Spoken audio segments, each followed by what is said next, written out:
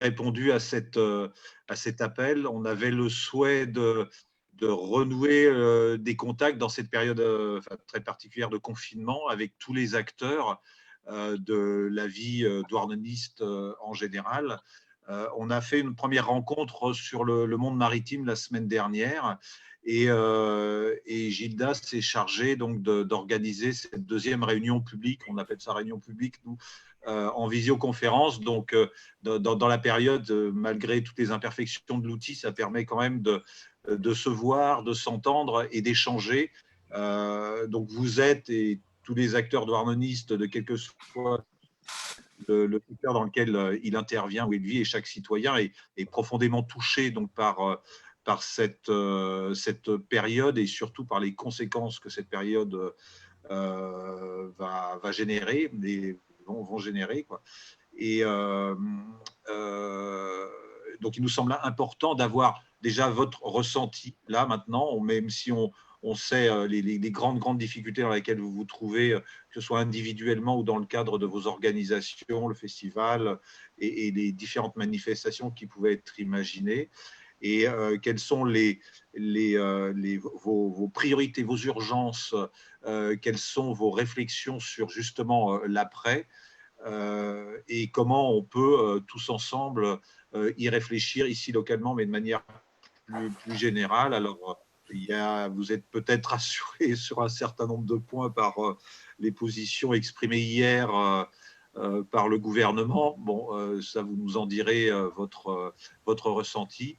Voilà, donc je vous remercie tous pour les échanges que l'on va avoir, pour ce partage de ressentis, d'informations et puis aussi peut-être de visions d'après que nous allons partager maintenant. Donc Gilda est le maître de la partie ce soir. Bonne réunion à tous. Merci Hugues. Alors la création, les cultures, la culture, les cultures doivent rester vivantes pour que nous, humains, restons vivants. Alors qui, pendant cette période, n'a pas écouté de la musique, n'a pas lu, n'a pas regardé des films, admiré une peinture, une sculpture, et qui ne s'est pas lancé avec plus ou moins de bonheur dans une création culturelle? Les réseaux sociaux en débordaient et c'est tant mieux. Soyons acteurs et créateurs. La culture, c'est plutôt faire avec que faire pour. Quand on voit le succès du kino confiné, eh ben, c'est là pour le prouver. Alors, 1h15 pour échanger sur des sujets aussi vastes, c'est court, beaucoup trop court. Et si le besoin s'en fait sentir à la fin de la réunion, eh ben, on pourra organiser d'autres réunions plus thématiques parce qu'aujourd'hui, on n'a pas réussi à convier tout le monde. Quid des auteurs, des libraires indépendants, les métiers de la technique, les costumes, les comédiens, comédiennes, la danse, les photographes, etc. Il y a beaucoup de monde. Le monde de la culture est un univers. Alors, on va essayer de découper 7h15, si on réussit à se tenir à cet horaire-là, en 6 parties. Une première sur l'intermittence, une deuxième sur les associations, la troisième sur les plasticiens, plasticiennes, la quatrième, les entrepreneurs, la cinquième sur des questions, réponses, des échanges entre nous, et puis une dernière avec les conclusions et peut-être réussir à avoir une vision d'avenir pour faire en sorte que la culture continue à avancer sur notre territoire tout au moins. Donc la première partie sur l'intermittence, il y aura Elsa, Yuna Lebras qui s'excuse pour un problème de torticolis, mais nous écoute sur Facebook. Merci à toi Yuna. Tanguy et Manon qui travaillent dans l'agence d'accompagnement artistique et de prestations. Et Guillaume en tant que musicien intermittent et aussi qui a une vision peut-être syndicaliste. Voilà. Alors, on va peut-être commencer par toi, Elsa, si tu veux bien.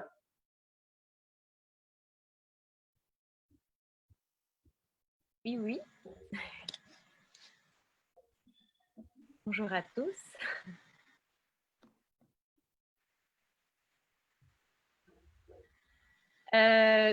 Tu veux que... Sur quoi je pars? Qu'est-ce que... Ton ressenti par rapport à l'intermittence que tu vis actuellement. Ton cas, il est particulier, mais il est général aussi au métier de l'intermittence, je pense. Tout au moins dans l'intermittence de chanteurs, musiciens, musiciennes? Oui, alors la réalité, c'est que donc on a tous une saison plutôt chargée en tant que musicien ou chanteur ou chanteuse ou technicien sur les 2 mois d'été, voire le printemps et un peu septembre aussi. Et on est beaucoup à faire notre intermittence sur cette période-là. Donc là, effectivement, tous nos concerts sont annulés pour la plupart. J'ai encore des dates qui ne sont pas complètement annulées, mais j'y crois pas trop.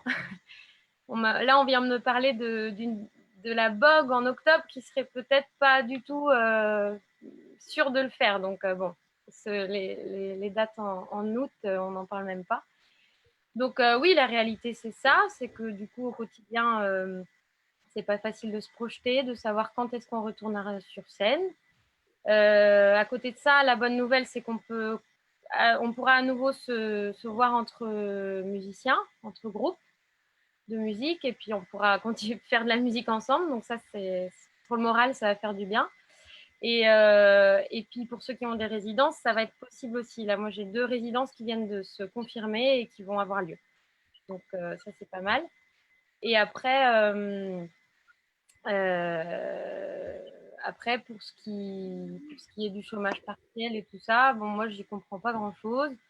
Je fais confiance aux administrateurs et administratrices qui font voilà, tout leur possible pour eux comprendre des trucs.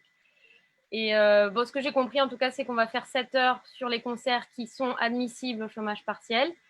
Et la deuxième bonne nouvelle, c'est que d'après ce que j'ai compris de ce que Macron a dit hier, c'est qu'on va tous être reconduits. Si on ne fait pas nos heures, on sera tous reconduits 12 mois systématiquement. Après, à quel taux et sous quelles conditions? Oui, j'ai essayé de dire pas mal de choses aujourd'hui, mais je vais laisser Guillaume ou Tanguy ou Manon en parler un peu justement de l'intervention qu'il y a eu hier. Guillaume qui a disparu, là, je ne le vois plus. Oui, il est là. Il est là? Tu m'entends, Guillaume? Tu peux rallumer le micro de Guillaume, Maxime. Alors, Manon et Tanguy, c'est ouvert, c'est bon. Bah, rapidement, du coup, moi et Manon, on est effectivement intermittents tous les deux au sein de la structure Lacrier, une structure d'accompagnement d'artistes. Donc, on travaille avec une vingtaine d'intermittents eux aussi. Effectivement, depuis 2 mois, là, on était quand même un peu dans le stress et dans le doute quant à notre condition, étant donné on ne savait pas vraiment vers où on allait. Donc, on a même eu peur de devoir. Il y a eu des moments vraiment de stress, hein, à se demander comment on continue, est-ce qu'on abandonne, comment on va faire pour sortir de là, quoi. Donc des moments vraiment compliqués. Et effectivement, un soulagement hier en entendant Emmanuel Macron. Voilà, un soulagement qu'on mesure aussi parce que bon, les textes ne sont pas sortis. On attend un peu de voir comment ça va se passer, mais on sait que, bon, a priori, on aura quand même une année au moins jusqu'à fin août 2021 pour pouvoir faire nos heures d'intermittence. Bah, c'est ultra important. Sans ça, je pense que une bonne partie des intermittents ne tenaient pas leur route et leur année. Chez nous, là, on a une quarantaine de dates annulées sur la saison. On se dit vraiment que d'ici la fin de l'année, on ne va pas rentrer de prestations, on ne pourra pas vendre de spectacles, donc on ne pourra pas se salarier. Un vrai manque à gagner. Mais bon, dans un premier temps, à court terme, on se dit qu'on a jusqu'à septembre suivant pour pouvoir reprendre un peu tout ça. Après, la question qui se pose directement, c'est l'embouteillage à partir du moment où les salles vont réouvrir et les festivals, à partir du moment où les festivals pourront exercer. Un vrai embouteillage, c'est-à-dire que il va falloir rentrer en un an ou en 6 mois ce qu'on rentre habituellement en 2 ans. Donc, je sais, ça va pas forcément être simple non plus d'avoir des dates tous les week-ends. Il en faudra un peu pour tout le monde. Donc, comment on s'organise à ce niveau-là, c'est une question aussi qui va se poser. Mais cette question-là se posera quand on aura déjà répondu à la question de quand on ouvre les salles. Donc ça, pour le moment, on n'en sait rien. Donc, on est toujours dans l'attente. On sent que le gouvernement va un peu dans notre sens, donc c'est tant mieux, hein, prenons ce qu'on a à prendre. Mais voilà, on est toujours quand même dans l'attente à ce niveau-là, de savoir quand on va pouvoir recommencer à exercer normalement, ou peut-être différemment, mais en tout cas exercer. Voilà. Donc c'est toujours la question qu'on se pose. Oui, c'est une situation compliquée. Dans les annonces qu'il y a eu hier, il y a eu de tout, effectivement, avec le CNM, par exemple, où il y a 50 millions d'euros qui ont été dotés en plus de ce qu'il y avait, si j'ai bien entendu. Après, l'année blanche, effectivement, a été proposée, mais à quel taux? J'ai vu des taux à 38 euros uniquement par jour. C'est pas immense pour se nourrir. Mais je vais laisser la parole à Guillaume maintenant, qui a peut-être plus d'indications là-dessus et qui a pu échanger avec les syndicats d'intermittence. Alors bonjour tout le monde. Alors excusez-moi déjà, j'ai eu une déconnexion inopinée, donc je n'ai pas pu entendre le début de la réunion. Vous m'entendez? Oui? Oui, des fois. Des fois, d'accord. Ok. Ah, alors qu'est-ce que je peux faire? Ouais. Là c'est bon, là on t'entend bien. Ça va. Donc je peux commencer par me présenter. Je m'appelle Guillaume Le Gouern et je suis musicien. Je joue de la clarinette, du saxophone. Je suis un musicien intermittent depuis une quinzaine d'années maintenant. Et donc, comme tu le disais en introduction, nouvellement syndiqué au SNAM, donc la partie, la branche des musiciens de la CGT Spectacle. Qu'est-ce que je sais de plus que vous autres? Pas grand-chose en fait, vu que les annonces faites hier ont été faites avec des musiciens qu'on peut, excusez-moi, pas des musiciens, des artistes qu'on peut nommer peut-être des premiers de cordée, et non pas des partenaires sociaux habituels, c'est-à-dire les syndicats. Voilà, on est tous, je pense on a tous eu les mêmes données au même moment, de façon assez peu traditionnelle, on va dire. Et pour l'instant, ces mesures, la mesure se résume à une annonce comme il en a été fait d'autres depuis le début du confinement. Donc beaucoup d'effets d'annonce et on ne sait pas exactement ce que contiennent ces annonces. Donc on reste assez circonspect par rapport à toutes ces données-là. On ne sait pas précisément ce qui va devenir des primo-entrants, donc pour les personnes commençant l'intermittence, ce qu'il en est des congés maladie, des congés maternité. Enfin, il y a plein de choses qui ne sont pas précisées et on ne sait pas non plus quel sera notre sort en fonction de nos dates anniversaires, donc qui sanctionnent nos droits auprès du Pôle emploi. Ça reste très très flou pour l'instant. Alors, il y avait quand même des choses qui m'ont étonné quand j'ai regardé hier midi, c'est cette proposition d'aller vers l'école et vers des camps de vacances. Oui, c'est surprenant. Enfin, c'est pas comme si ces choses-là n'existaient pas déjà. Enfin, les ponts entre la culture et l'éducation existent déjà depuis longtemps. Il y a un paquet d'actions qui se font depuis longtemps. Il y a également un métier que l'on appelle intervenant en milieu scolaire, en musique ou sur d'autres pratiques. Je ne crois pas que ce soit une seule. Enfin voilà, c'est un lapin qu'on a sorti d'un chapeau, je crois, à un moment donné. Donc oui. Il reste 20 jours d'école avant l'été. Oui. Bon, il y a déjà des intermittents, il y a un métier pour ça. Les intermittents et des musiciens dans les écoles. C'est ça. C'est ça, il y a déjà des gens dont c'est la compétence, ce qui n'est pas la compétence de tous les musiciens, de tous les intermittents, en fait, de toutes les personnes qui ont une pratique artistique. On n'est pas forcément formé à la pédagogie. Ça ne va pas non plus s'improviser comme ça. Et effectivement, comme tu le dis, là, sur une vingtaine de jours d'école, d'ici la fin de la saison scolaire, c'est assez dur à imaginer. Et les colonies de vacances, les camps de vacances, faut tous s'y mettre à chanter du Hugo Frey, quoi, autour du feu, à la guitare. Mais ça va être difficile aussi. Comment réussir, quand on voit les difficultés pour arriver à l'école, comment on va faire des camps de vacances, quoi, hein? Oui. Ce sont beaucoup de propositions en l'air, je pense, enfin, à mon avis, pour l'instant. On attend aussi, dans un premier temps, une continuité et sinon un renforcement des aides allouées à l'État aux associations, aux structures professionnelles dans ce cadre-là. Bon. Voilà. Bon, donc pour le moment, on est quand même dans une position d'attente. Il y a eu plutôt des avancées quand même sur l'année blanche. Là-dessus, au moins, c'est plutôt pas mal. La capacité de refaire des résidences création, hein, d'après nous l'a dit Elsa, donc ça c'est une bonne nouvelle aussi. Aux musiciens de pouvoir se retrouver ensemble. Et comme a dit notre grand timonier, soyons dans la nouveauté, dans la création, au cas où vous ne l'auriez pas été avant. Voilà, c'est ça. À ce niveau-là, sur le fait de se réinventer, juste un petit mot, parce que c'est quelque chose un peu à la mode en ce moment de se réinventer. On se pose un peu la question, quand on entend ça, on se dit, bah écoutez, on pense qu'on se réinvente un peu tous les jours, qu'on invente, qu'on propose et qu'on fait que ça depuis qu'on fait ce métier-là. Donc là, on est pareil, un peu étonné d'entendre ça. Bon, il faut se réinventer. Ça veut dire quoi? Ça veut strictement rien dire pour le moment. S'adapter à court terme pour proposer des petites formes, proposer des choses pendant les mois qui arrivent peut-être. Mais se réinventer, c'est un projet à très long terme et ce n'est pas un projet seulement culturel, c'est un projet bien au-delà du milieu culturel, c'est un projet de société.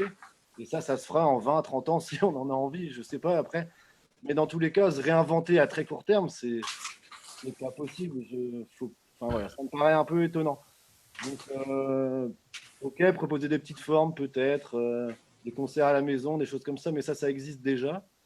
Et ne faut pas oublier qu'il y a toute une filière derrière et qu'un concert à la maison, bah, il n'y a pas de graphiste, il n'y a pas de gens du catering, il n'y a pas de chargé de production. Voilà. Donc, je pense qu'il faut aussi réfléchir plus largement et peut-être d'une manière plus globale et à plus long terme que se réinventer là tout de suite dans la seconde.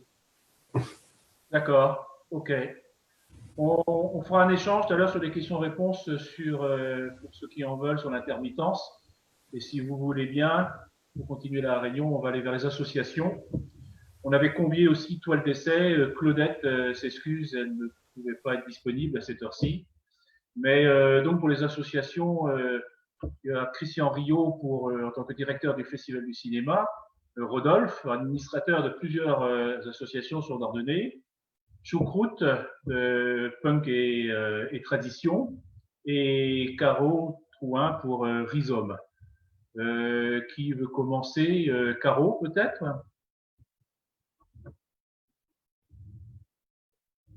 C'est avec nous, Caro? Oui, vous m'entendez? Oui. Bonjour tout le monde. Alors, bon, si tu lances la balle, qu'est-ce que je peux dire? Rhizome, on a la chance d'être à une petite échelle. On a 2 salariés, 2 emplois qu'on a créés en 5 ans. Et on travaille sur 4 volets différents. Il y a 3 de ces volets qui sont complètement arrêtés aujourd'hui. On travaille essentiellement dans des écoles. On fait des interventions au milieu scolaire, en dehors de Douarnenez en général, mais à Douarnenez parfois. Tout ça, c'est bloqué et c'est visiblement bloqué, y compris pour le début de la rentrée suivante, où je pense qu'il y aura beaucoup d'autres préoccupations que de nous faire venir et de nous faire intervenir. Ça représente quand même quelque chose autour de 40 000 € pour nous. C'est une grosse somme, c'est presque un tiers de notre budget. On fait tourner des expos dans les médiathèques, dans les centres sociaux et dans les maisons de retraite. Bon, on voit bien ce que ça peut donner. On avait 2 événements en vue à portée de plaisir, une fête babélique le 29 mars et le festival Babel le 23 mai. Ça s'est évidemment annulé et on essaye de voir comment on pourrait transformer ça, inventer, comment on nous en a fait l'ordre. Et puis le seul secteur qui fonctionne toujours, et ça c'est un vrai plaisir, c'est la plateforme numérique Bretagne et Diversité, BED, qui est soutenue par la région Bretagne et par BCD, qui est donc cette plateforme audiovisuelle avec des documentaires en accès gratuit, sur lequel je me suis fait un plaisir de retravailler beaucoup dans les premières semaines du confinement pour ne pas devenir complètement neuneux. J'ai notamment mis beaucoup de films de douarnenistes, des gens du pôle audiovisuel, des films produits par les douarnenistes également, donc ça c'est un plaisir de voir tout ça rassemblé. Mais comme tout le monde, je me suis lassée très rapidement. pas très rapidement, mais je pense qu'on arrive très vite à saturer de travailler uniquement sur ces outils numériques. En tout cas, nous, on aime mettre les mains dans le cambouis, on aime charger les bagnoles, on aime aller sur la route. Voilà. Et pour ce qui est de nos inquiétudes, tu évoquais ça, Gilda, tout à l'heure, on a très vite cherché à savoir dans un premier temps comment les subventionnaires nous suivaient. On a été très vite, et je l'en remercie encore une fois, rassurés par la région, en la parole de Jean-Michel Le Boulanger, qui nous a assurés, qui a conventionné, qui a fait en sorte que ça soit versé rapidement. Ça, c'était sur les premières semaines. Depuis, moi, je ne lâche pas notre responsable de la culture à Douarnenez, que certains d'entre nous connaissent bien, Hervé Lèche, en lui demandant de nous assurer effectivement du versement de la subvention de la ville et en tout cas d'avoir un mot à l'égard des associations culturelles. Et pour le moment, je n'ai pas vraiment réussi dans le sens où la seule réponse a été de me demander quelles dépenses j'avais déjà engagées pour les festivals et quels intermittents j'allais payer ou non. Voilà. Et moi, je me refuse à répondre en ce sens. Je me refuse à avoir une démarche que individuelle. Je me refuse à considérer aussi qu'un festival, c'est juste les intermittents. C'est beaucoup plus que ça. Pour nous, c'est payer Douarnenez Repro, payer la graphiste, payer voilà, tous les gens qui sont autour, qui font que c'est une économie, la culture. Voilà, et je suis contente qu'il y ait cette réunion pour voir comment on peut faire avancer une démarche collective auprès de notre élu à la culture actuelle. Ouais. Je vais peut-être proposer à Naël de prendre la parole aussi. Elle est coordinatrice de l'association MGLEO et elle-même aussi a eu des interrogations vis-à-vis des associations et de la mairie. Et donc, c'est peut-être l'occasion de pouvoir échanger aussi là-dessus, Naël. Oui, bonjour à tous, vous m'entendez? C'est bon? Oui, alors MGLEO Douarnenez, juste, je vais peut-être juste rebondir sur ce que disait Caroline. Effectivement, la question, je te rejoins sur le fait il manque une déclaration officielle, une position, un positionnement de la mairie sur le soutien aux associations ou pas. Moi, ce que j'ai entendu pour le moment, c'est qu'ils avaient envie de fonctionner au cas par cas, asso par asso, en fonction de projets réalisés ou non et besoins des associations. Mais si possible, peut-être éviter de verser des subventions qui ne seraient pas nécessaires. Voilà, donc moi, je suis aussi assez dubitative face à cette position. Et simplement pour information, la mairie a versé à MGLEO sa subvention de fonctionnement et la moitié des subventions de projet, avec sous-entendu l'autre moitié à la fin des projets réalisés. Mais seront-ils réalisés? Voilà. Donc, quid des projets non réalisés?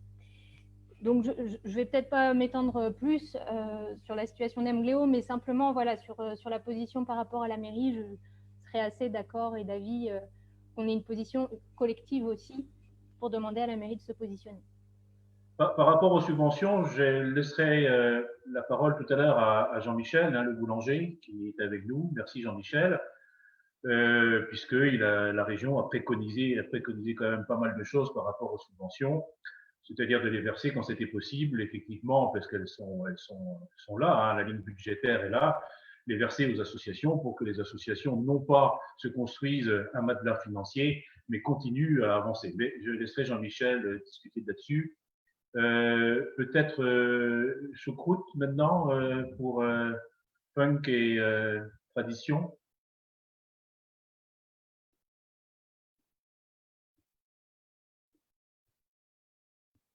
C'est bon, Maxime? Non. Bon, en attendant qu'on retrouve choucroute, Christian, est-ce que tu veux prendre la parole pour le Festival du cinéma? Ouais, ben le festival de cinéma, en fait, vous le savez tous maintenant, je pense, en fait, a décidé de reporter en fait son édition de cette année à l'été 2021, comme la plupart des festivals, voire tous les festivals d'ailleurs pour cet été. On a eu beaucoup de tergiversations, on s'est beaucoup interrogé sur la possibilité de faire des formes différentes, etc. Parce qu'effectivement, on n'a pas attendu qu'on nous dise d'être créatifs. Alors, on n'est pas en grande forme. Je ne sais pas si on pourrait faire des petites formes, mais on n'est pas en grande forme. Tous les festivals, je pense. Donc, en fait, voilà. Donc ça, c'est acté. Ce qui fait que la conséquence de ça, c'est que, comme vous le savez ou pas, le festival a une part d'autofinancement assez importante importante et cet autofinancement provient essentiellement d'ailleurs du temps même du festival. Ça veut dire que cette part d'autofinancement cette année n'aura pas lieu. Donc en fait, voilà, on est contraint d'avoir recours au chômage partiel notamment pour absorber cette apport. Problème de connexion. Ça bloque un peu. Le temps que la connexion revienne, peut-être Rodolphe, tu peux enchaîner. La connexion de Christian est un peu difficile. Ah, y a pas de... Vous m'entendez là ou pas? Non, c'est bon, ouais, vas-y, c'est reparti. Et donc, en fait, j'en étais donc à la perte, etc. Alors, effectivement, on a été tous rassurés, je rejoins Caroline aussi, sur les annonces de la région notamment, enfin l'annonce de la région. C'est vrai qu'il faut quand même souligner aussi une petite chose, c'est que la culture, en fait, en France, c'est essentiellement subventionné par les collectivités.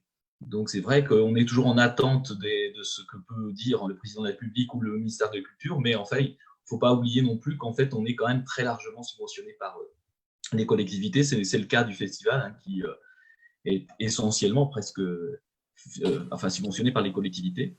Et donc, cette annonce-là a été pour nous extrêmement importante parce que c'est ce qui nous permet de tenir cette année aussi, le fait d'avoir en fait l'assurance de pouvoir conserver les subventions, alors même qu'on ne va pas pouvoir mettre en œuvre le projet cette année, en tout cas pas comme on le souhaitait, pas comme il était souhaité de le faire.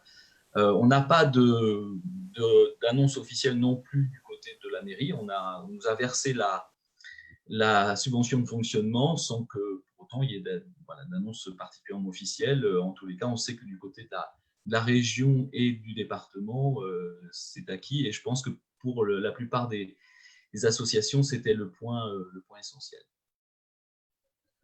D'accord. Je repose la question à Rodolphe, comme tu participes à plusieurs conseils d'administration sur Douarnenez, et pas que le Festival du cinéma, une vision large aussi qui peut correspondre à une vision globale aussi des associations sur l'ensemble du territoire.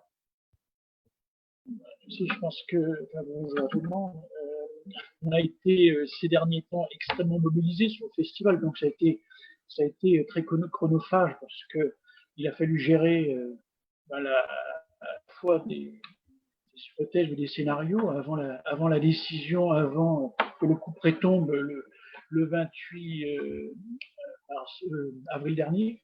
Mais c'est vrai que le milieu associatif, les structures en général sont extrêmement inquiètes sur l'avenir, sur leur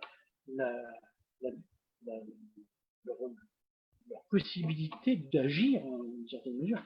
Et d'autant plus quand les associations disposent de salariés, ont des équipes, et l'exemple du festival est tout à fait parlant, c'est qu'en fait, faute d'activité, faute de ressources propres, parce qu'il faut bien se rendre compte que beaucoup d'associations, il y a les aides des collectivités, c'est une chose, et c'est un élément extrêmement important, parce que c'est souvent ce qui déclenche les projets, mais par contre, il faut pouvoir les pérenniser, et la pérennisation, elle passe par souvent les autofinancements, et c'est les autofinancements qui, par exemple, au festival, il faut savoir que ça représente à peu près 60 à 70%, et qui donc permet de pouvoir rémunérer en fait à la fois l'activité, mais également surtout pour le reste de toute l'année les équipes. Donc là, en l'occurrence, on a la possibilité d'avoir recours au chômage partiel, mais avec quand même un coût près qui est pas encore réglé, qui est quand même quid du montant en fait, du chômage partiel après le 1er juin, et principalement dans le milieu de la culture, puisqu'en fait, comme la moitié, enfin même la majorité des festivals n'ont pas lieu cet été, il va falloir qu'il y ait une annonce quand même un peu officielle pour qu'on puisse avoir la garantie que le chômage partiel puisse être au taux plein, c'est-à-dire à 70% à 84%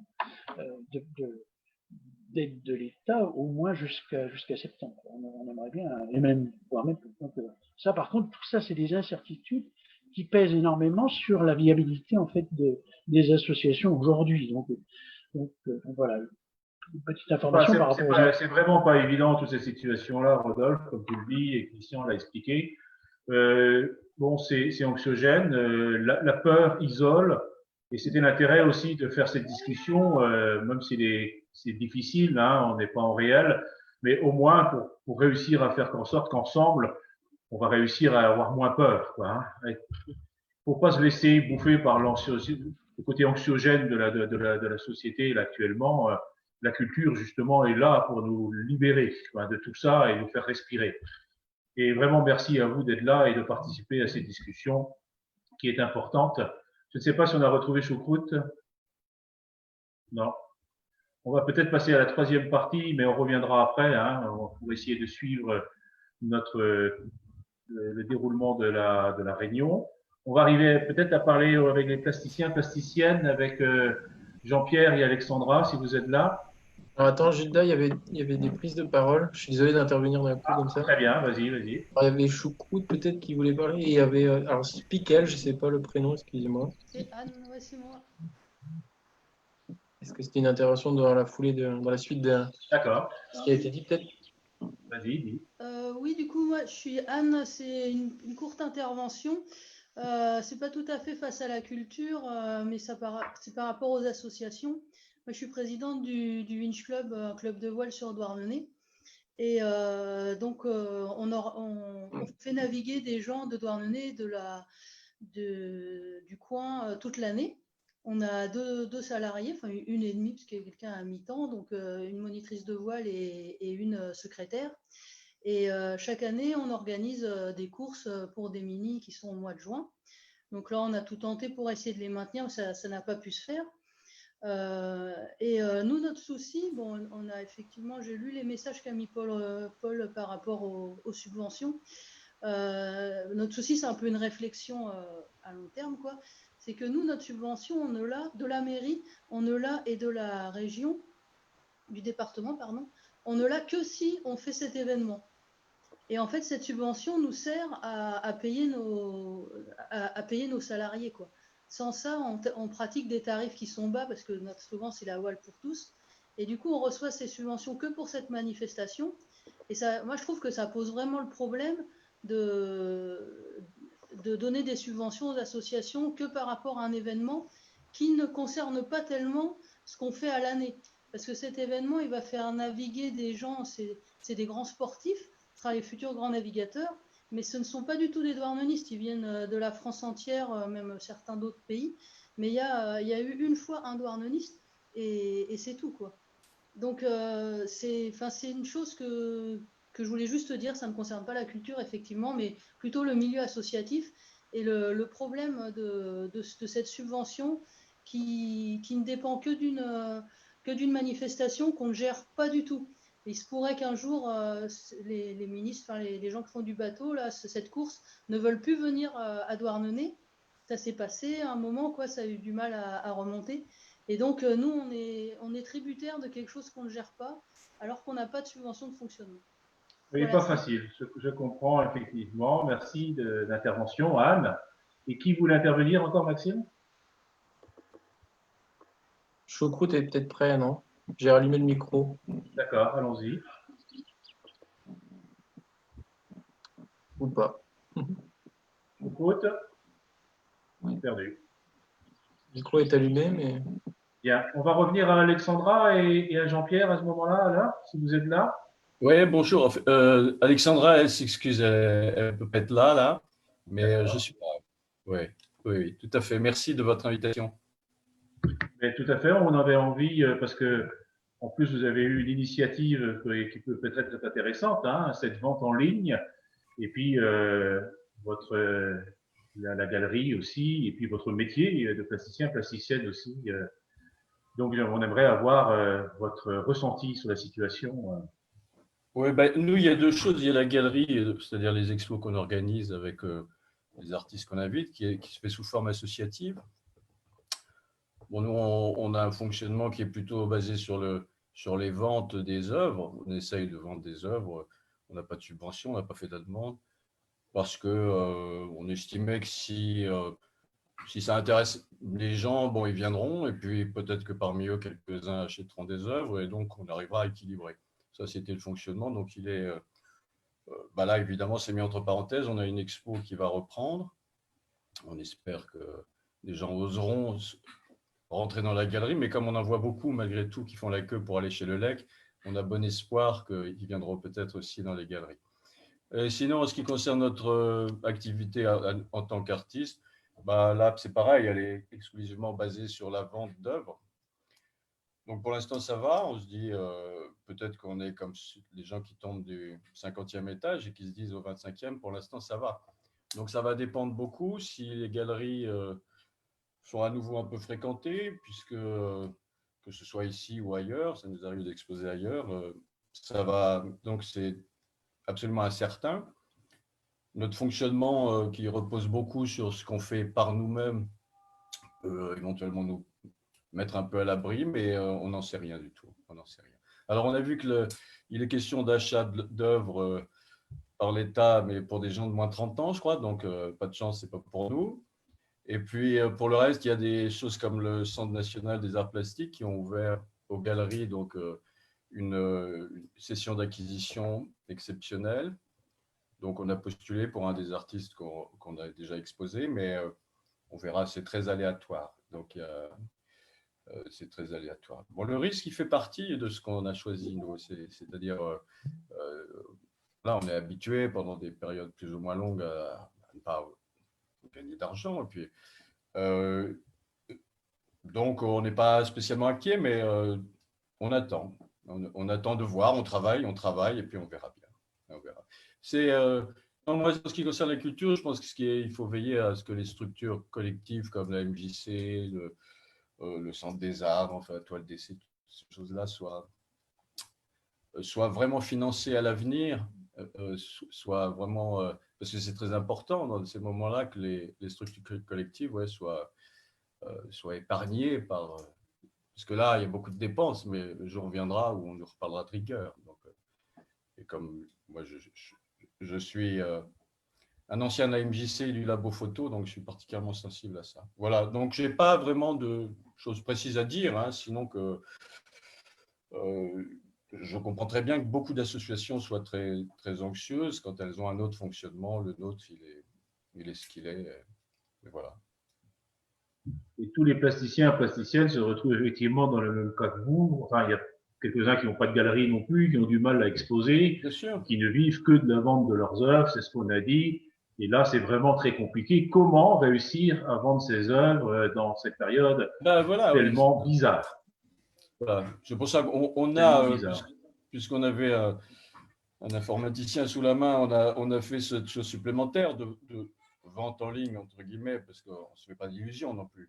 Mais c'est une manière d'exister, et puis voilà, pourquoi pas. Et les gens, je pense, c'est aussi une manière de voir les œuvres autrement, et puis de donner rendez-vous, puisque rien ne remplacera et rien ne doit remplacer le contact avec les œuvres. On fait ça d'abord pour que des gens soient là. Donc, mais il y a un changement qui va se créer dans la disparition probablement de foires internationales, enfin en grand nombre, puisque c'était aujourd'hui quand même le cas. Donc une désaffection de fait des galeries, en tout cas dans les grandes villes, les gens préférant en une seule journée tout voir. Bon, ça c'est un peu en train de se casser la gueule, c'est pas forcément une mauvaise chose à mon sens. Et donc peut-être que si les gens reprennent un regard vers ce qui se fait autour d'eux, chez eux ou là ils sont, c'est peut-être pas plus mal. C'est peut-être pas plus mal, et on peut espérer que l'État et que les régions reconsidèrent un peu ce qui se fait aussi sur les territoires régionaux. Tout à fait, Jean-Pierre. Comme pensée locale, autant en agriculture et dans plein de sujets, je crois que l'art aussi, et la création et la culture, c'est une solution. Il y a peu, en une génération, la génération de mes parents, de mes grands-parents, ils étaient en création culturelle locale. Ils étaient créateurs et acteurs de la culture en permanence et dans un rayon très restreint. Hein. Bien sûr, mais nous, on a toujours pas. Enfin, c'est clair que Douarnenez, c'est une ville dans laquelle les gens, depuis très longtemps, sont attentifs aux artistes et aux peintres, parce qu'il y en a toujours eu, et on est héritier de ça, nous, même si c'est plus le même genre de tableau qu'on peut faire, mais on est héritier de cette tradition douarneniste, d'artistes et de bienveillance de la population sur ce qui se fait. Donc voilà, à notre échelle, notre petite échelle, on essaie. Espérons que ça continue et qu'effectivement, il y a une solidarité qui se met en place sur le territoire. Et comme il y a pour les bars qui ont proposé d'acheter des tournées d'avance, peut-être avant d'avoir une sculpture, une peinture ou toute œuvre possible, on pourrait aussi investir en amont. Peut-être. Semblerait que dans les bars, ça a très, très, très bien marché. Bon, alors, tous les espoirs sont permis. En tout tous cas, les espoirs sont permis. Merci Jean-Pierre. Merci à vous. Est-ce qu'il y avait des questions?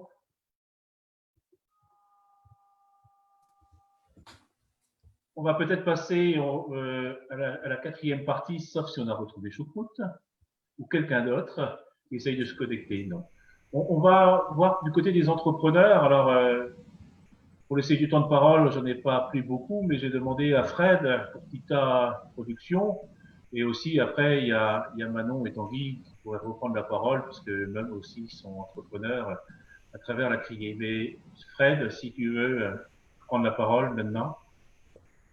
Ouais, merci Gilda, bonsoir à tous. Moi je m'appelle Fred Prémel, j'ai une société de production de films qui s'appelle Tita Production, qui est basée à Douarnenez, voilà. Par rapport aux problèmes effectivement plus propres aux entreprises culturelles, en ce qui nous concerne, on est évidemment impacté par cette crise avec des projets qui sont arrêtés, suspendus, décalés. Et je ne vais pas refaire la liste. En tout cas, ce qui est sûr, c'est que pour les entreprises culturelles, les réponses apportées aujourd'hui sont assez faibles, assez fragiles, au sens où on nous incite beaucoup à faire des prêts garantis par l'État, à emprunter auprès de nos banques un montant pour nous permettre de supporter cette crise. Mais c'est vrai que nous sommes une activité qui fonctionne au projet. C'est-à-dire qu'on n'est pas en capacité de dire on a vendu tant de masques en 2019, on pense qu'on va en vendre tant en 2020 et la banque va nous suivre. On n'est pas du tout sur ce type d'économie. On est sur des projets de films qui mettent du temps à s'écrire, à se développer, à se financer, à se tourner. Et donc, pour une banque traditionnelle, c'est extrêmement compliqué d'accompagner les entreprises du secteur culturel pour ça. Et donc, la réponse, en termes d'investissement, la réponse bancaire, elle n'existe pas. Et on est bien en peine de savoir quelles vont être les mesures prises dans les mois à venir pour soutenir ce secteur de ce point de vue-là. Effectivement, le maintien des financements publics et notamment de ceux de la région Bretagne en 2020, quasiment sans poser trop de conditions, est un vrai coup de main, y compris le rééquilibrage des échéances de versement qui permet d'éviter des grosses catastrophes en termes de trésorerie. Mais néanmoins, un ralentissement des projets n'implique pas un ralentissement du personnel. Il y a toujours des salariés à conserver. Nous, pour l'instant, on a maintenu tout le monde en télétravail, mais en travail à 100%. On n'a pas procédé au chômage partiel pour l'équipe des permanents, ce qu'on espère ne pas avoir à faire. Mais effectivement, si ça dure plus longtemps que ça, on va commencer à se poser des questions. Et puis un petit rappel aussi rapide par rapport au système de financement du cinéma et de l'audiovisuel en France. Toutes les entrées dans les salles de cinéma, quelles qu'elles soient, y compris au club, permettent à tout un édifice, toute une chaîne vertueuse de se financer pour l'année suivante. Donc, sur chaque entrée de cinéma, il y a une petite taxe qui remonte au Centre national du cinéma, au CNC, qui permet ensuite de mener des actions, de produire des films, de développer, de financer de l'écriture, de financer le travail des auteurs, etc. Et donc, une grosse inquiétude qui réside pour nous en ce moment, c'est que comme les cinémas sont fermés depuis le 13 mars et qu'on ne voit pas encore bien quand est-ce qu'ils vont pouvoir rouvrir, ça veut dire que c'est tout le secteur qui va être impacté en 2021, mais de manière… on peut être catastrophiste pour le coup, quoi. C'est quasiment 6 mois ou une année de financement qui va disparaître. La réponse, effectivement, elle peut venir que de l'État, mais on a une grosse inquiétude là-dessus à l'échelle de tout le secteur et ça aura des répercussions à l'échelle nationale et forcément au niveau local aussi, parce que s'il n'y a plus de financement, il y a plus de films et donc il y a plus de culture, il n'y a plus d'embauche. Et donc, je pense que nous, on est en train de réfléchir beaucoup plutôt à long terme, à savoir 2021, 2022, comment est-ce qu'on se prépare à ce que ce soit compliqué, comment est-ce qu'on se prépare aussi pour essayer d'inventer un nouveau modèle. C'est vrai que, comme disait Tanguy tout à l'heure, en quelques semaines, ça va être compliqué, mais d'essayer de prendre un coup d'avance, en tout cas de ne pas attendre de se prendre un gros coup sur la tête dans quelques mois pour ne pas affronter les difficultés qui vont être vraiment beaucoup plus grandes l'année prochaine, à mon sens, que cette année. Et cette année, ça aurait été une année de tristesse, d'annulation et de report d'événements. On a peur que l'année prochaine soit difficile encore plus. Vous êtes plutôt dans l'après-demain que dans demain. Oui, enfin, si le demain… 2021, c'est dans 6 mois, hein, ça va venir très très vite. Un autre exemple aussi, et là c'est très politique, hein, les grands gagnants dans notre secteur de cette crise sont les plateformes de vidéo à la demande, les plateformes américaines, qui jusqu'à présent ne contribuent absolument pas au financement du secteur du cinéma et du visuel. Il n'y a rien du tout. Donc ça doit être discuté dans le cadre d'une loi par le gouvernement et à l'Assemblée nationale et au Sénat, mais il n'y a toujours pas de date de discussion, c'est encore reporté. Ça nous dépasse complètement, évidemment. Mais néanmoins, c'est les grands gagnants de la crise et ce sont les plateformes américaines, alors que localement, on le voit bien, avec l'initiative de la plateforme Bretagne et Diversité que Rhizome a pu monter, avec toutes les initiatives de production locale, de grande qualité et tout le travail de tous les artistes ici, on aurait moyen sans doute à notre manière de mettre en place un système un peu vertueux, déjà au moins pour nous, localement. Et il y a sans doute des choses à imaginer et je pense qu'il va falloir une grande solidarité entre les salles de cinéma et les réalisateurs et les producteurs, entre les salles de spectacle et les créateurs, se dire qu'il va falloir se soutenir énormément pour diffuser, laisser de la place, parce qu'il va y avoir un entonnoir aussi, un embouteillage à un moment. Les salles de cinéma, quand elles vont rouvrir, elles vont avoir le choix entre énormément de films et il va y avoir énormément de casses, forcément, puisque les films vont être vus. Oui, comme pour les salles de spectacle. Les cinémas vont rouvrir de toute façon. Et après, il y a le problème aussi, quand on tourne avec quel comédien, dans quelles conditions aussi. Donc là, pour le moment, il y aura entonnoir quand les films qui sont déjà finis, il y a du stock. Hein. Mais à un moment, si on veut avoir de la nouveauté, eh ben, il faudra bien tourner, mais il faudra bien les diffuser aussi. Et voilà, c'est là le problème. Et juste pour terminer, oui, je pensais aussi à tous les élèves. Bon, ma fille fait de la trompette, c'est pas très grave, mais en même temps, elle pourra pas présenter le petit spectacle de fin d'année. Et je pense qu'il y a, pour tous les élèves aussi du Centre des Arts, tous les échanges qu'il peut y avoir, peut-être qu'il va falloir les impliquer dans les mois qui viennent. Je sais pas, je réfléchis tout, en fait, aussi à trouver des choses, mais de voir comment est-ce qu'on peut miser sur la formation, miser sur l'éducation, miser sur toutes ces choses-là, sans forcément envoyer les artistes à l'école, ce qui me semble pas forcément une réponse adaptée. Mais en tout cas, à Douarnenez, il y a des forces vives et un centre des arts de grande qualité qui peut peut-être nous permettre de faire des choses, quoi. Bref. Comme Paul l'a marqué sur les possibles conversations, hein, si vous voulez déjà commencer à poser quelques questions, vous pouvez cliquer sur le converser tout en bas là pour écrire vos questions. Mais Paul avait parlé de ça, le Centre des Arts et des écoles de musique ne réouvrira pas avant septembre.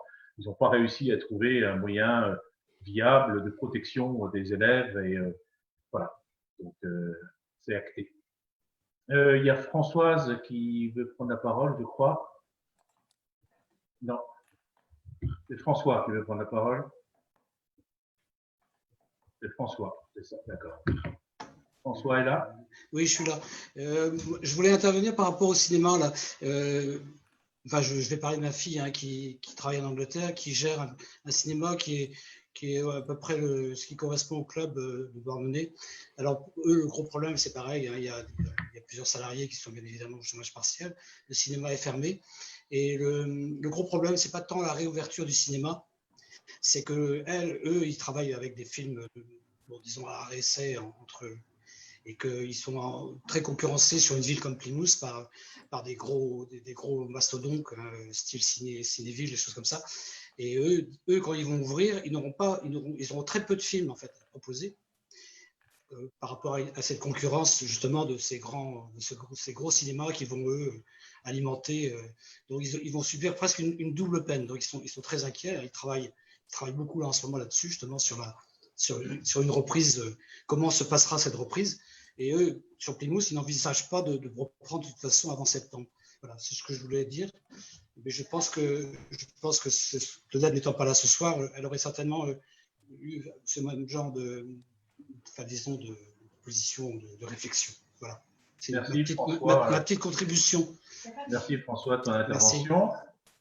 Fred, vous avez tout dit. Manon, Tanguy, peut-être en tant qu'entrepreneur aussi, vous avez quelque chose à rajouter?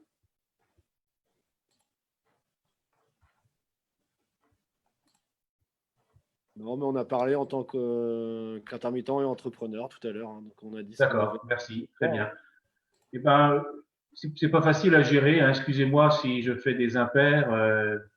C'est involontaire, mais nous sommes très nombreux et c'est tant mieux. Je suis très touché que vous soyez tous là.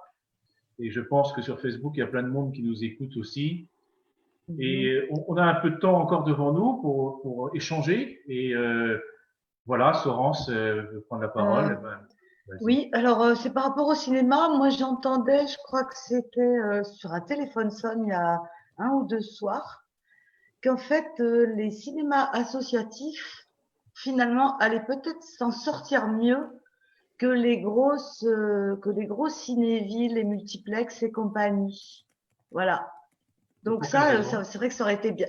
Parce que, pour quelle raison? Parce que déjà, ils ont beaucoup moins d'employés. C'était des beaucoup moins grosses machines et que là, ils allaient perdre énormément d'argent et enfin, ils étaient très inquiets, quoi. Et je me disais, peut-être que ça, c'est une bonne nouvelle pour tous nos petits cinémas là qui tirent la langue et qui ont tout le temps peur de se faire bouffer par les gros. Si ça pouvait, bon, voilà. J'aurais bien aimé effectivement entendre l'avis de Claudette là-dessus. Bon, espérons que ce soit vrai et ce serait une très très bonne nouvelle. C'est bien d'en avoir des bonnes nouvelles de temps en temps. Est-ce qu'il y a des échanges d'autres personnes et des questions, des interrogations? Pourquoi hésiter? On est là pour ça.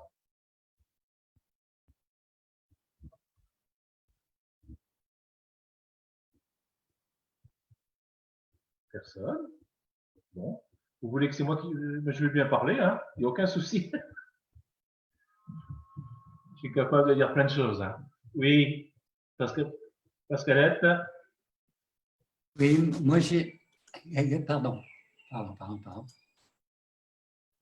C'est bon. Pardon. Vous m'entendez? Oui. D'accord. J'ai une petite question. J'étais cet après-midi en AG d'une association qui s'appelle le Mouvement associatif rennais et qui pourrait... Enfin, je me pose la question... Alors, ce mouvement associatif rennais, c'est en fait une réunion. C'est une association qui réunit des associations et qui met en commun justement ces problématiques de demande de subventions, de budget, de moyens et de choses comme ça. Donc, je me demandais quelle serait votre réaction si ça pouvait avoir un intérêt sur Douarnenez, parce que je pense que ça n'existe pas, d'avoir une association qui, effectivement, regroupe un petit peu les associations et leur propose voilà, des moyens, d'être l'intermédiaire, d'être un poids politique un petit peu aussi. Alors, il y a plusieurs regroupements d'associations sur Douarnenez déjà. MGLEO, par exemple, dont Anaëlle ici est la coordinatrice, est un regroupement d'associations. Il y a aussi le pôle audiovisuel qui est un regroupement de différentes personnes, mais aussi d'associations sur Douarnenez, etc., etc. Mais effectivement, il n'y a pas une seule et unique association qui ferait un millefeuille supplémentaire, peut-être, un de plus, un de bien ou un de trop, on ne sait pas trop, mais qui existe sur l'ensemble de Ardennais.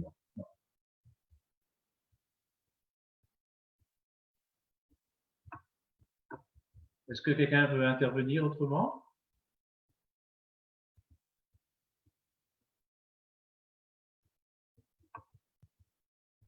Vous m'entendez? Oui. Ah, c'est bon.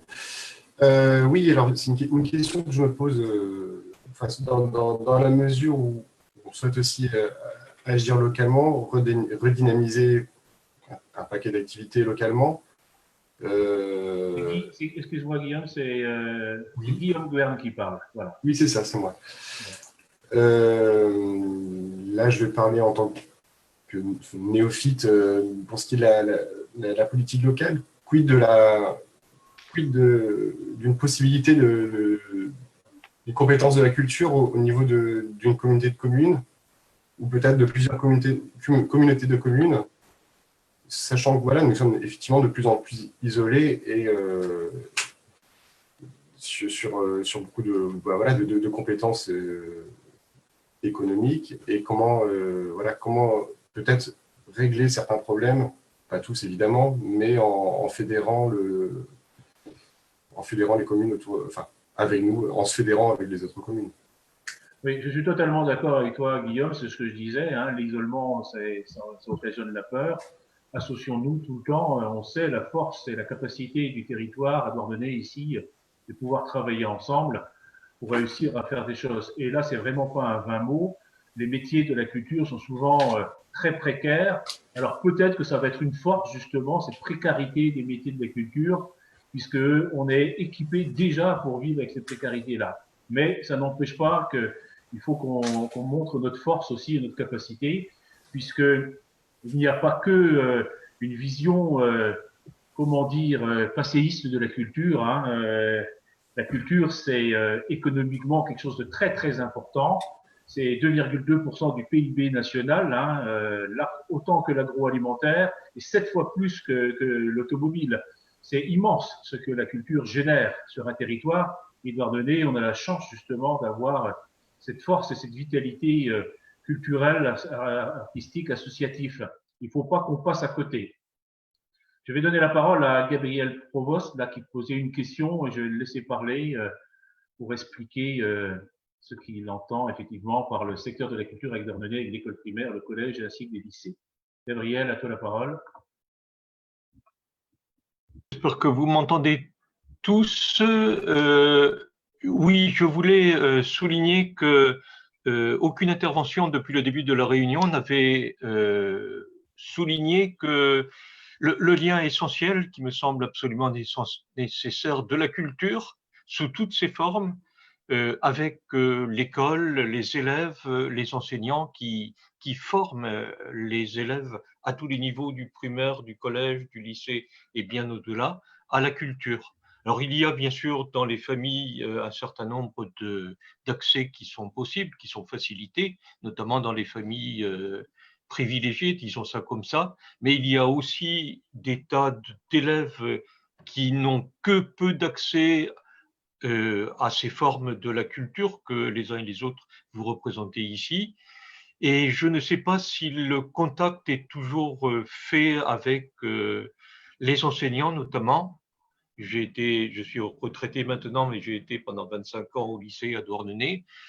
En dehors du cinéma dont on a parlé, dont on a beaucoup parlé, il n'y avait pas beaucoup d'autres intervenants, théâtre, musique, etc., qui avaient accès aux lycéens, aux collégiens et aux élèves du primaire. Je pense que c'est un peu la même chose. Donc pour te répondre, Gabriel, pour le Centre des Arts, avec qui j'ai beaucoup discuté, avec son directeur Alain Lehenaf et Jean Sylvain, enfin les deux directeurs du Centre des Arts et de l'École de musique, ils ont beaucoup de contacts avec des écoles et ils travaillent énormément avec des écoles, un peu moins avec le lycée, mais c'est comme ça, avec le lycée Jean-Marie Lebrise. Mais avec Saint-Blaise, par exemple, ils ont beaucoup de connexions et c'est tant mieux. Et c'est reconduit d'année en année et de plus en plus d'ailleurs. Et je ne vais pas parler en leur nom, mais le Centre des Arts et l'École de musique sont demandeurs autant les directeurs que les musiciens et les artistes, de travailler justement en étroite collaboration avec les écoles de Dornano. D'accord. Et je pense que ce serait une très bonne initiative dès la reprise. Je ne sais pas si elle interviendra en septembre ou à un autre moment, que tous les intervenants de la culture rappellent ça, que l'accès au centre de la culture, à la maison des jeunes et ailleurs est possible à tous les élèves. Exactement, exactement. Après, c'est plus facile des fois, mais d'accéder à certaines écoles, à certains lycées qu'à d'autres. Mais voilà, c'est comme ça, on ne va pas rentrer dans les détails, mais il y a des… Bon, c'est plus facile pour moi. Oui, je comprends. Bon, les réunions Zoom fonctionnent quand elles ne durent pas trop longtemps. On n'est pas arrivé à la fin encore, hein, pas du tout, mais c'est peut-être l'occasion… J'avais une petite question, Gilda, avant que tu passes à autre chose. C'est Yolande. D'accord. Paul nous a écrit là que le centre des arts était fermé jusqu'à septembre. Est-ce que Paul, tu sais, ou est-ce que toi, Gilda, tu sais, pour avoir parlé avec Alain Lehenaf, les arguments qui justifient la fermeture du centre des arts jusqu'à septembre, dans la mesure où les écoles ouvrent, c'est complètement contradictoire. Alors, moi, je ne vais pas parler à leur place. Il faut poser la question à Alain Lehenaf et à Jean-Sylvain. Les deux ont travaillé en amont avec tous les salariés du Centre des Arts. Ils ont constitué un dossier. Ils ont détaillé tout le déroulement habituel du Centre des Arts et de l'École de musique. Et ils se sont rendus compte que c'était très complexe et très difficile de pouvoir réussir à le faire. Donc, ils ont déposé un dossier auprès de la mairie et ils ont été entendus. Tout ça pour dire que ce n'est pas parce que le Centre des Arts n'est pas réouvert qu'il ne fonctionne pas. Au contraire, tous les professeurs, ils travaillent et ils essayent de trouver des solutions pour réussir à trouver. Et voilà, et ils sont assez satisfaits du fonctionnement qu'ils ont réussi à faire. Mais ils trouvaient que c'était vraiment difficile pour plein de raisons on va prendre la sculpture, par exemple, la poterie, voilà, comment on réussit à le faire, les personnes se succèdent, comment on désinfecte, comment, voilà. Et puis, il y avait, pour la musique, beaucoup de travail en commun, et là, on réussit pas, quoi. On réussit pas. Il y a du prêt d'instruments, comment on le fait, quoi. Enfin, c'est vraiment très, très complexe. Donc, voilà. Ok, bah, merci. Ouais. Caroline, oui? Oui, vas-y, Caroline. Je viens juste de mentionner par écrit que oui, les interventions en milieu scolaire, mais on se heurte là au financement tout de suite. Et les budgets d'éducation nationale sont rarement suffisants pour qu'on intervienne tous ou qu'on intervienne souvent, hormis la région Bretagne, encore une fois, qui aide avec le dispositif Carta. Et voilà, je trouve qu'il faut continuer. Oui, que dans les lycées. Le collège, c'est la responsabilité du département et pour bagarrer avec eux, on n'a jamais suffisamment de moyens pour y travailler. Exactement. Et c'est très très longtemps en amont qu'il faut travailler, souvent une année avant, ce qui n'est pas toujours évident. Il y avait Jean-Louis qui voulait prendre la parole et après Christian. Non, c'est pas moi, mais il y a Christian et Françoise qui ont demandé la parole, c'était pour le signaler, donc ça fait déjà un moment qu'ils demandent. Le micro de Françoise est ouvert, si tu veux, Françoise. Ouais, moi, je voulais dire par rapport à ce que disait Caroline, pour poursuivre sur le même domaine, sur le même registre, la région également octroie donc l'accès au cinéma par le dispositif lycéen, collège au cinéma. Et ça, c'est quelque chose qui est extrêmement important, qui dure depuis plusieurs années et auquel tous les établissements scolaires peuvent y accéder. Voilà, c'est tout ce que je voulais dire. Merci Françoise. Christian? Ouais, je vais juste faire référence à une réunion qui a eu lieu au pôle aujourd'hui, enfin ce matin, parce qu'au pôle, il y a aussi tous les mois en fait, des petits déjeuners qui permettent en fait, à plein d'acteurs en fait, de Douarnenez qui ne se connaissent pas forcément, parce que voilà, on peut se connaître individuellement en tant que personne, mais pas nécessairement dans notre activité. Et ces petits déjeuners qui ont été initiés par le pôle en fait, permettent vraiment de connaître nos différentes activités.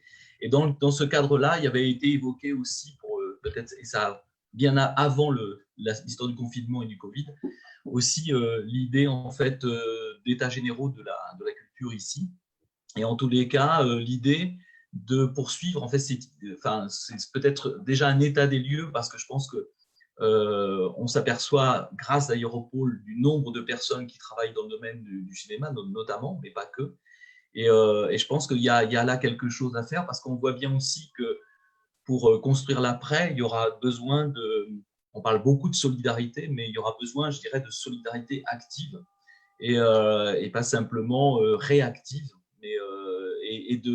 Et pour qu'il y ait solidarité, il faut qu'il y ait une interconnaissance, il faut qu'on se connaisse un tout petit peu plus. Donc ça, c'était un point que je voulais signaler parce que ça a été évoqué ce matin lors de cette réunion. Merci, Christian. Donc, je vais laisser la parole dans très peu de temps à Jean-Michel, le boulanger, qui est avec nous. Juste avant Mais il y a Jean-Michel, quelqu'un qui pose une question sur l'ouverture de la médiathèque. pardon. Quelqu'un a des informations là-dessus?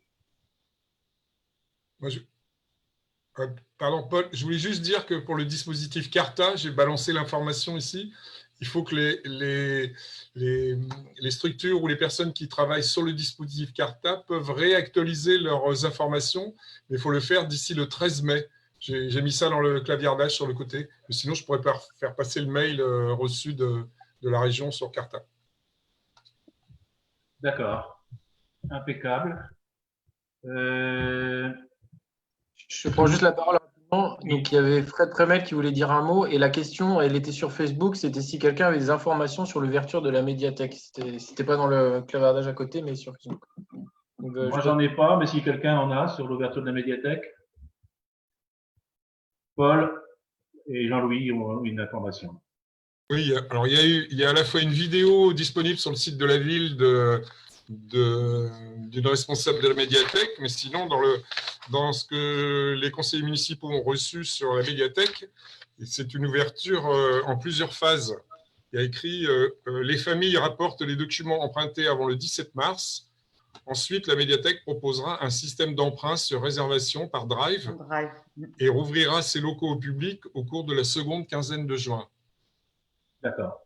OK, ça mérite d'être clair. Fred, tu voulais intervenir? Tu ouvres ton micro. Voilà. Oui, pardon. Oui, non, c'était une question qui me venait, parce que je me demandais pendant toute la période estivale, une fois que l'école aura définitivement fermé ses portes pour cette année, est-ce que, et vu qu'a priori, on va pas aller tous très, très, très loin en vacances, est-ce que parmi les différentes structures culturelles que nous sommes et ce qu'on peut faire, est-ce qu'il n'y a pas des choses à imaginer aussi par rapport aux petits, aux enfants, à des animations? Alors, on peut imaginer que des groupes de 20-30 personnes, ce soit compliqué, mais on peut au moins tabler peut-être sur des petits groupes de 5 ou 10 enfants pour lesquels il pourrait y avoir des activités culturelles enrichissantes, sympas. Enfin, voilà, il y a peut-être des choses à imaginer. On a peut-être le temps de le faire. Tout à fait, Fred. Dans le programme de la culture pour ordonner terre citoyenne, c'est quelque chose qui nous tient à cœur et qui est vraiment, je crois, dans un atavisme culturel local. C'est notre capacité à pouvoir, dans la moindre rue, le moindre parc, le bout de trottoir, être capable, ensemble, en petit nombre, de pouvoir vivre et échanger sur de la culture. Voilà. Et on a oublié, on a voulu rassembler ça, stocker même dans 3 endroits d'ordonnée. Je trouve que c'est pas cohérent et la situation actuelle nous permet de le dire que vraiment c'est très intéressant de continuer à essayer de faire vivre chaque bout d'endroit où il y a des gens qui y sont et justement pouvoir donner accès à la culture à ces moments-là aussi, peut-être. Je me permets juste d'intervenir. Quid de la commune de Douarnenez sur cette question? Ont-ils donné des informations, des envies? Est-ce qu'ils ont envie de s'adapter et de pouvoir proposer des choses cet été, des choses peut-être toutes petites, j'en sais rien. Moi, j'ai envoyé un mail en tout cas à Hervé Lèche et à l'adjointe hier. Je n'ai pas eu de réponse, hein, c'était seulement hier, à savoir si ils imaginaient des choses, s'ils avaient l'ambition de pouvoir proposer des micro-événements sur l'été, étant donné qu'il y aura très peu de choses dans le coin. Donc voilà, j'ai posé la question. Je ne sais pas s'ils ont pas d'infos là-dessus. Défini déjà. Christian, tu veux prendre la parole? Non, moi, je ne doute pas qu'il y ait des envies et des besoins, c'est pas ça. Mais je pense aussi qu'il faut quand même toujours parler des financements aussi, parce qu'on ne peut pas avoir un double discours en disant qu'on est des professionnels de la culture et qu'on a besoin nécessairement de financement, et justement, régulièrement, en fait, faire des choses dites gratuitement. C'est jamais gratuit. Voilà. Ça n'empêche pas des citoyens de faire des choses, mais je pense qu'il y a aussi là quelque chose qui peut être un peu dangereux au bout d'un moment, parce que c'est bien ce qu'on voit en fait dans la perception que certains, et je pense que du côté d'Emmanuel Macron, c'est un peu la perception qu'il a, c'est que nous sommes de joyeux amuseurs. Et effectivement, quand il y a des gros problèmes, et effectivement, on est bien d'accord qu'il y a des besoins, eh bien, on va demander à ces joyeux amuseurs en fait, d'amuser la galerie, excusez-moi. Mais effectivement, on ne peut pas avoir un double discours, parce qu'on dit aussi par ailleurs que ce sont aussi des métiers. Et ce sont aussi, il faut rémunérer aussi des gens.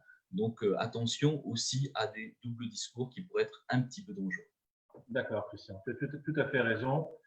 Mon intention précédente n'est pas d'être uniquement acteur de notre propre culture, mais aussi de travailler bien évidemment avec des professionnels et trouver des financements qui correspondent.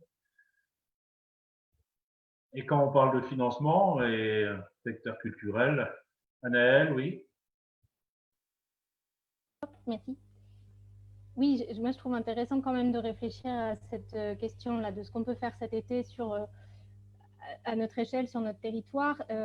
Moi, pour MGléo, en ce moment, j'organise des camps de vacances sur l'île de Saint, en breton, qui sont effectivement un très gros point d'interrogation, pour plein de raisons.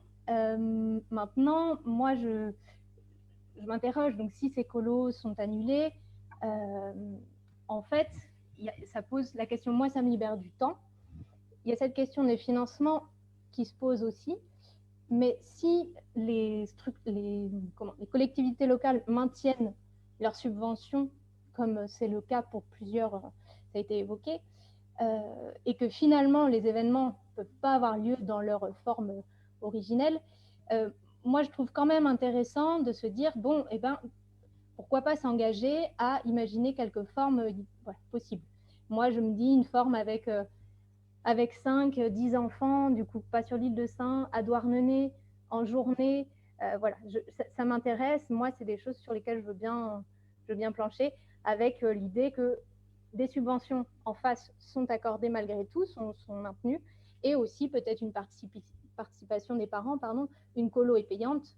Voilà, les colos sont annulés, ça arrange absolument personne, donc les parents peuvent être d'accord de participer aussi, comme voilà, donc je pars d'un exemple concret, qui est le mien, mais je crois qu'on peut réfléchir à des choses quand même sur des temps assez courts, c'est vrai, mais en même temps, on connaît aussi assez bien nos terrains, les partenaires possibles, etc. Il y a Chloé qui veut prendre la parole. Oui, c'était une réflexion que je me faisais. J'ai l'impression que quand même, Édouard Philippe et Emmanuel Macron ont l'intention de faire bosser les gens, y compris juillet-août, pour récupérer. Donc, il y aura toujours la question des enfants.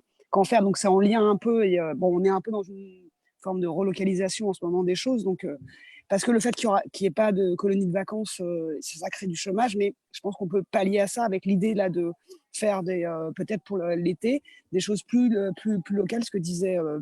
J'ai oublié son prénom, la personne juste avant, mais et essayer de relocaliser un peu les activités, faire des colonies de vacances peut-être plus culturelles, et effectivement sur un temps plus court à chaque fois et en respectant les règles sanitaires. Il y aura un besoin de la part des parents, je pense, à Douarnenez d'occuper leurs enfants. Il y a Manon qui demandait qui était Chloé. Excuse Chloé. Alors, je mets la vidéo, mais voilà. Je demandais qui était Franck Rister. Ah, pardon. Bon, sinon, me voilà. Et je viens de me couper les cheveux moi-même, donc je ne voulais pas affoler la population. Donc, il y avait Guillaume qui voulait intervenir par rapport justement à l'allocution de Franck Riester. Non, mais voilà, justement sur la question que posait Christian Rio sur le double discours. Ce double discours est effectivement écouté par le gouvernement et par le ministre de la Culture en personne. voilà, chacun fera son analyse de son allocution d'hier. J'ai trouvé ça naïf et presque niais par moments. Enfin, voilà, quand il dit que les artistes, entre autres, vont réenchanter la France avec plein d'étoiles dans les yeux, je ne peux que me poser des questions sur ça, mes connaissances du terrain et des réalités. Voilà. Oui, merci Guillaume. Je dois reconnaître que j'étais assez déstabilisé. Je l'ai regardé entièrement aussi. Voilà. C'est l'occasion, justement, quand tu parles de Franck Riester, peut-être, mais il n'y a pas de lien, mais je pense à Jean-Michel Le Boulanger, qui est là et qui a des difficultés de coupure et de recoupure Internet et qui, on va en profiter du moment, puisque là, ça marche. C'est ça, Jean-Michel? Ça marche pour moi. J'espère que vous m'entendez. Merci. Oui, ça passe? Très bien. Ça passe. Quelques éléments un petit peu en vrac. D'abord, merci d'organiser une réunion comme celle-là parce que c'est tout à fait intéressant d'entendre les expériences des uns et des autres dans des champs de la vie culturelle tous un peu différents. On est face à un désastre, c'est extrêmement clair, un véritable désastre qui suit un accident qui est global et qui est universel. Et il ne faut pas se voiler la face, bien au-delà de l'actualité du confinement. Ce désastre va impacter très durablement un monde culturel qui, en Bretagne, est très largement, dans toutes les esthétiques, très fragile. Et nous sommes avec des dizaines et des dizaines d'initiatives un petit peu partout sur le terrain, très souvent portées par des associations, portées par la passion, mais qui pourraient ne pas résister à une bourrasque telle que celle-là. D'où la première décision qu'effectivement nous avions prise très tôt, à savoir de ne pas barguigner, de ne pas discuter, de ne pas rentrer dans des comptabilités d'épicier. La gravité de la situation nécessitait que l'on apporte 100% de toutes les aides prévues, même si les événements allaient être annulés ou fortement diminués. Nous avons fait ça très tôt avec une double volonté. D'une part, un message de soutien à tous les acteurs de la vie culturelle, mais aussi un message aux autres régions de France et à toutes les collectivités territoriales infrarégionales en leur disant il faut y aller parce que c'est un enjeu de survie tel que les choses se posent aujourd'hui. Donc, on l'a fait avec l'esprit de cette chaîne de solidarité qui a été évoquée tout à l'heure par plusieurs intervenants. La première qui l'a abordé cette question, c'est Caroline, et elle a raison. Si on donne une subvention à un festival, c'est évidemment pour la structure qui porte le festival, mais c'est aussi pour les intermittents, pas seulement, c'est aussi pour tous les indépendants, tous ces métiers que l'on oublie trop vite et qui sont absolument nécessaires à l'organisation de tout événement. Donc ça, c'était le premier point. Le deuxième point qui nous mobilise depuis 2 mois, c'est l'échange avec l'ensemble des collectivités publiques. On parlait de Franck Riester à l'instant. Je me dois, dans la fonction qui est la mienne, d'être en dialogue le plus étroit possible avec lui, bien évidemment, mais je le fais aussi avec l'État en déconcentré, la DRAC, quasiment tous les jours. Je le fais avec l'ensemble des collectivités infrarégionales pour que la puissance publique ait, autant que faire se peut, une réponse adaptée à la gravité de la situation. Ce qui fait qu'après des semaines de combat, on peut appeler ça comme ça, avec les réseaux de l'intermittence à l'échelle nationale, avec une mobilisation à l'échelle régionale, avec des discussions jusqu'au plus haut niveau de l'État depuis quelques jours. J'étais content d'entendre le président de la République hier admettre la nécessité des 12 mois à l'issue de la crise, 12 mois après la reprise. Alors, il y a une petite ambiguïté. Et effectivement, il faudra être extrêmement vigilant dans les jours et les semaines à venir, parce que 12 mois après la reprise des activités, ça me va bien, mais il a aussi dit août 2021, et août 2021 me va très bien si toutes les jauges, toutes les salles, toutes les activités ont repris au 1er septembre 2020. Mais s'il y a des restrictions de jauge tout au long de l'automne et de l'hiver, ce ne sera plus août 21, les 12 mois, ce sera peut-être 1er janvier 22. Donc il y a des points de vigilance à plusieurs niveaux, mais il n'empêche, l'idée des 12 mois a été actée hier et c'est tant mieux. Et à partir de maintenant, on recommence ce même travail pour que le plan de relance de l'État soit le plus ambitieux possible et corresponde en quelque sorte à l'affiche présentée par le président de la République quand il a employé ce terme, la culture c'est vital. Oui, je le pense moi très profondément, mais pour que ça soit vital vu le désastre, pour que ça reste vivant, au-delà d'être vital, il faut un plan de relance très ambitieux dans différents domaines qui ont été évoqués ici, le cinéma, le livre, les auteurs, artistes, le spectacle vivant, etc. Et donc maintenant, là, depuis hier, nous travaillons à nourrir le gouvernement de toutes les réflexions possibles pour plaider autour d'un plan de relance qui serait très ambitieux. Et pour l'avenir, parce que quand tu m'avais demandé, Gilda, de participer à cette réunion, tu m'avais dit que tu pourrais intervenir autour d'une expression qui m'avait un peu inquiété, qui était l'expression « solution d'avenir », comme si j'avais des solutions. Je n'ai pas beaucoup de solutions, malheureusement, mais j'ai quelques convictions. Et donc, à ce moment-là, peut-être du débat, un peu à la fin, j'en suis désolé, je veux dire 2, 3 ou 4 convictions que la crise que nous vivons depuis 2 mois renforce en moi ou éclaire d'un jour nouveau. Premièrement, c'est la question de ce que l'on appelle les droits culturels. Les personnes, la manière dont toute personne est capable de participer à un projet qui le grandit, un projet d'émancipation, les droits culturels. Jusqu'à présent, on faisait pour des publics, bien souvent. La question essentielle, c'est faire avec des personnes. Pourquoi je dis ça? Et pourquoi c'est nourri par la crise? Eh bien, parce qu'on en a vu depuis quelques semaines que ceux qui ont fait tenir la boutique, c'est les échelons les plus bas de l'échelle sociale. Ce sont les gens qui tiennent des caisses dans les supermarchés. Ce sont des gens qui ont vu les budgets, les payants, rognés depuis des années et des années au nom de la RGPP et de toutes les logiques de financiarisation de la santé publique. C'est tous ces métiers, ceux qui ramassent les poubelles et qui continuent à le faire depuis des mois. Tous ces métiers qui sont dévalorisés trop souvent et qui ont montré qu'ils étaient là en dignité et qu'ils faisaient tenir le pays. Et à l'inverse de l'échelle sociale, eh bien, on a vu depuis quelques années des gens qui allaient rechercher les plus riches, les paradis fiscaux. C'est-à-dire que quand les uns, les plus humbles, les barreaux les plus bas de l'échelle, nous donnent des leçons de dignité, d'exigence, de présence, de citoyenneté, on a vu beaucoup de gens les plus hauts de l'échelle déserter la notion d'impôt, de bien commun, de bien public. Ça nous ramène à la question des droits culturels. C'est considérer toute personne comme porteuse d'un projet plus grand qu'elle-même, d'un projet émancipateur, d'un projet culturel. La deuxième grande leçon ou conviction que je retire, c'est qu'on n'a qu'une terre. On le voit quand il y a la mer qui monte en Asie du Sud-Est, la mer, elle monte dans la baie de Douarnenez. Quand il y a des incendies en Australie ou en Amazonie, c'est lié à un réchauffement et à des dérèglements climatiques qui touchent aussi la Bretagne. Il n'y a qu'une terre et il n'y a qu'une humanité. Quand il y a un virus qui touche des Chinois, le virus, il peut toucher aussi les Bretons. Eh bien, cette notion d'une terre et d'une humanité, ça pose la question de la diversité culturelle d'une manière peut-être plus accrue que jamais.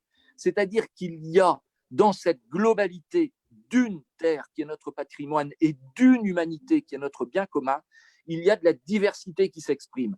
Faisons vivre la diversité dans la relation. La relation à l'échelle planétaire, c'est la diversité culturelle. Et la Bretagne, en la matière, a beaucoup à dire parce qu'elle reste très enracinée avec des cultures populaires et totalement ouverte à l'humanité, à l'humain.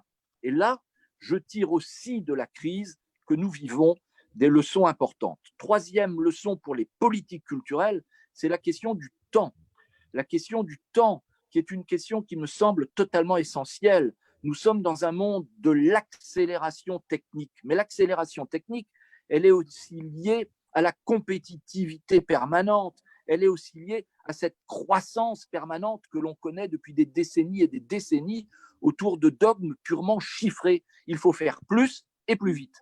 Or, si l'on veut parler d'émancipation, et un projet culturel, c'est un projet d'émancipation, il faut participer, il faut s'impliquer, il faut s'informer, il faut se documenter, il faut créer, il faut débattre. Ça prend du temps. Et ça, c'est quelque chose qui doit interroger toutes les collectivités publiques, donner du temps aux projets culturels émancipateurs.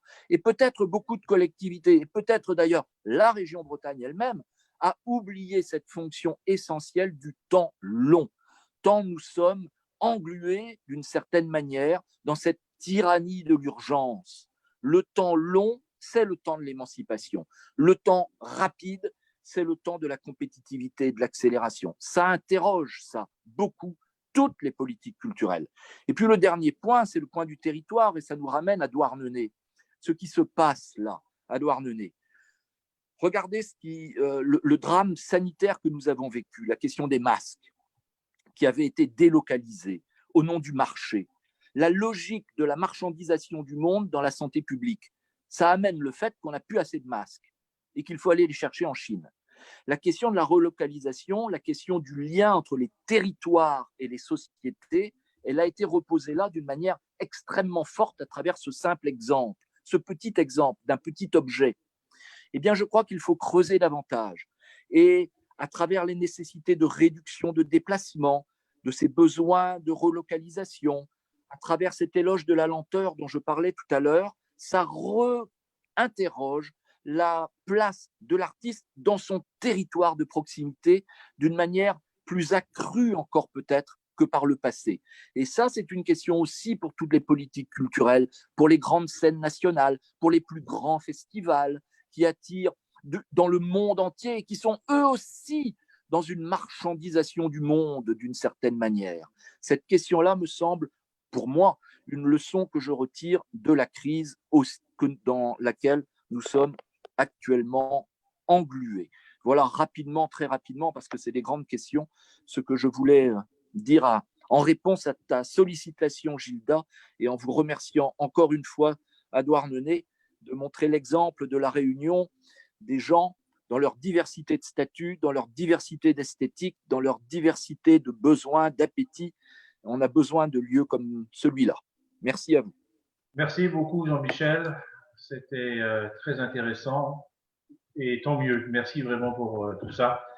Et ça tombe bien, on arrive à la fin, à la conclusion. C'est pas que j'ai envie de vous quitter, j'ai vraiment hâte de vous revoir. J'ai envie de danser avec vous, j'ai envie de vous tenir la main pour danser la gavotte, parce que je pense que la gavotte sauvera le monde, mais pas que. Je tiens à remercier toutes les personnes qui ont permis la tenue de ces échanges, parce que c'est un art nouveau aussi de devoir échanger sur Zoom. Merci à tous ceux qui ont participé, à la technique, à ceux qui prennent les prises de notes, la communication qui est liée à tout ça. C'est pas évident. J'espère que vous n'êtes pas trop frustrés de l'échange qu'on a eu. Et j'aimerais quand même qu'on soit légèrement frustrés quand même, ce qui prouverait qu'on a envie de se revoir. Et donc, si vous avez envie qu'on refasse des échanges sur d'autres thèmes ou sur des thèmes plus précis, contactez Douarnenez Terre Citoyenne ou moi-même ou les personnes que vous connaissez sur les 38 personnes qui ont assisté à la réunion Zoom et sans doute des centaines qui nous ont suivis sur Facebook, puisque je pense que Douarnenez éclairera le monde aussi par cette pertinence et cette humilité qui nous caractérise. Merci à tous. Voilà. À un moment, il faut conclure, hélas, mais merci vraiment, ça m'a beaucoup touché d'être avec vous. On y croit, on va réussir. Merci. Bonne soirée à tous.